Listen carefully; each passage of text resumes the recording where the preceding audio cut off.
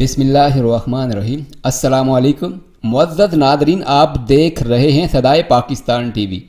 پنوتی اکشے کمار کے ایک فلمی کردار کا نام ہے، ہندی میں جسے منحوس کہتے ہیں۔ فلم میں اکشے کمار جس بھی کام کو ہاتھ لگاتا ہے وہ بگڑ جاتا ہے۔ انڈیا پاکستان کے میچ میں ہندو انتہا پسندوں نے اکشے کمار کو اور محمد شامی کو پنوتی قرار دے دیا۔ اکشے کمار بھی ہندو نہیں ہیں، پارسی ہیں، اور پھر محمد شامی تو ہیں ہی مسلمان۔ یوں انتہا پسندوں نے انہیں گالیوں کا اور لعن طعن کا نشانہ بنائے رکھا۔ غدار غدار کا شور ہے جو پورے بھارت سے اٹھ رہا ہے۔ مودی سرکار کے دور میں بھارتی معاشرہ چونکہ جاہل، اجڈ اور وحشی جنونیوں کے نرغے میں ہے، توہم پرستی اور عجیب و غریب تعصب، نفرت، حقارت اور بدتمیزی کا چورن حکومتی سطح پہ بڑے پیمانے پہ بکتا ہے۔ پوری بھارتی ٹیم کی ناقص کارکردگی کی وجہ سے بھارت نے یہ میچ ہارا۔ گالیاں مگر اکیلے شامی کو پڑ رہی ہیں۔ غداری کے تانے محمد شامی کے حصے میں آئے۔ ایسے لگتا ہے کہ باقی کھلاڑیوں نے ہارنے کے فوری بعد جیسے گنگا کے پانی سے اشنان کر لیا ہے اور وہ پاک پوتر ہو گئے۔ سابقہ کرکٹر سہواگ اور گوتم گمبھیر بھی آپے سے بہر ہو گئے۔ اپنے وطن پاکستان کی جیت پہ خوشیاں منانے والے کشمیریوں پہ آگ اور زہر اگلتے رہے۔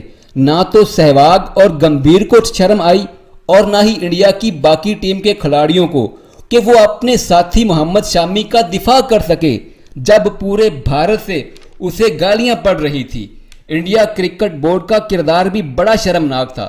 اس نے بھی منافقانہ خاموشی اختیار کیے رکھی، حالانکہ یہ وہی محمد شامی ہے جس نے ٹیم انڈیا کو 2009 اور 2015 کے ورلڈ کپ میں پاکستان سے میچ جتوائے۔ انتہا پسندی کا زہر اتنا بھیانک ہوتا ہے کہ وہ انسان سے ہوش و حواس چھین لیتا ہے۔ یہ حال آج مودی کے بھارت کا ہے۔ پاکستان کی جیت پہ پوری دنیا کے مسلمانوں نے خوشی کا اظہار کیا۔ ترکی، بنگلہ دیش اور بھارت کے اندر بھی جیت کے پٹاخے پھوٹے، مگر کشمیر کے مسلمانوں کی بات ہی اور ہے۔ کشمیری بڑے معصوم فطرت ہیں۔ پاکستان تو ان کے خوابوں کی سرزمین ہے۔ پاکستان کی کسی بھی شعبے میں کامیابی کو وہ اپنی خوشی سمجھتے ہیں۔ بندوقوں، توپوں اور پلٹ گنوں کے سائے میں بھی وہ جھوم جھوم کے پاکستان زندہ باد کے نعرے لگاتے ہیں، حالانکہ انہیں پتہ ہوتا ہے کہ یہ خوشی منانا، پٹاخے چھوڑنا ان کی زندگی کو بہت بڑے خطرے سے دوچار کر سکتا ہے، مگر وہ نہیں ڈرتے۔ وہ پاکستان سے محبت کا رشتہ نبھاتے ہیں۔ پاکستان سے دیوانہ وار عشق بھارتیوں کو بڑا تکلیف دیتا ہے۔ پاکستان پہ اللہ کا فضل اور کرم ہے کہ ہم جیسے تیسے بھی ہیں، مگر فراغ دلی اور زندہ دلی کوئی پاکستانیوں سے سیکھے۔ ہمارے ملک میں بھی اقلیتیں بستی ہیں۔ یہ انشاءاللہ کبھی نہیں ہوگا کہ بھارت ہم سے کوئی ایونٹ جیتے اور ہم صحرائے تھر میں جا کر وہاں رہنے والے ہندوؤں پہ ٹوٹ پڑیں، انہیں تشدد کا نشانہ بنائیں۔ یہ نہیں ہو سکتا۔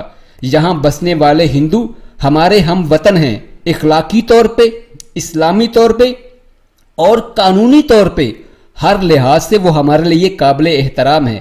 اصل میں بھارت کے لیے راشٹریہ سیوک سنگھ اور بجرنگ دل کے وحشی درندے ہی پنوتی ہیں جو بھارت کی ہر خرابی کا ذمہ دار ہیں۔ سب سے بڑا پنوتی تو ان درندوں کا نیتا ظالم مودی ہے۔ یہ کرکٹ کو بھی مذہب کے پیمانے پہ تولتا ہے۔ ہمارے شہینوں نے ایسی شاندار پرواز بھری ہے کہ مزہ آ گیا ہے۔